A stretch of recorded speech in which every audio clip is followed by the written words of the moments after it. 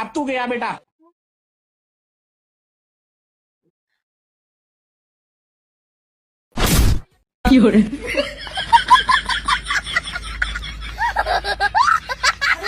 চোর চুরি করে চলে গেল। আমি থানায় যাচ্ছি, তুমি ওকে ফলো করো। আরে শোনো, ফলো কি করে করবো? ওর আইডি তো আমি জানি না।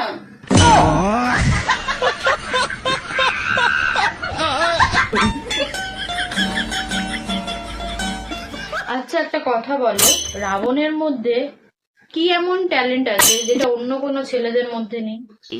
রাবণ একসঙ্গে 10টা মেয়েকে কিস করতে পারত। আচ্ছা তোমরা ক ভাই বোন? 3 জন। তোমার নাম্বার কত?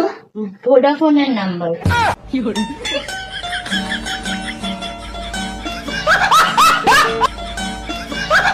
যখন ওর বউকে হাত দেখিয়েছিল, ওর বউ কেন রেগে গেছিল বলো তো?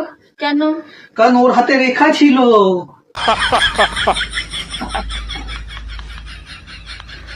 না ভাজা নিয়ে এসছি। কি নিয়ে এসছো? চিকেন নিয়ে এসছি।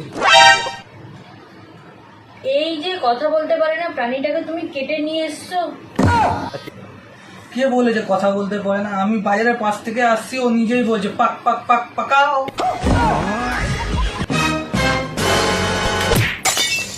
যা যা রান্না করো, সবাই মিলে খাবো। साला कर क्या रहे हैं आप? এই 20 টাকা দিয়ে কি এমন কেনা যাবে যেটা পুরো বছরটা চলে যাবে? ক্যালেন্ডার।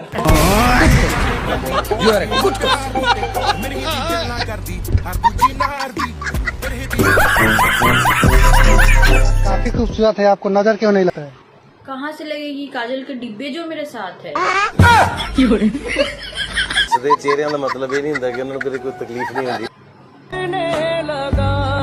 মেয়ের ভালোর জন্য খারাপের থেকে খারাপ ছেলেদেরকেও জামাই হিসেবে মানতে তারা বাধ্য হয়। কিন্তু একটা ছেলে ভালোর জন্য, খারাপের থেকে খারাপ ছাড়ুন, ভালো বৌমাকেও ভালোবাসার জন্য তাদের 100 বার ভাবাই বলছে আমি নাকি বদলে গেছি। সবাই যখন বলছে তুমি বদলে গেছো, তার মানে তুমি ভাববে তাদের সুবিধার জন্য তুমি বোকামি কাজগুলো করা বন্ধ করে দিয়েছো।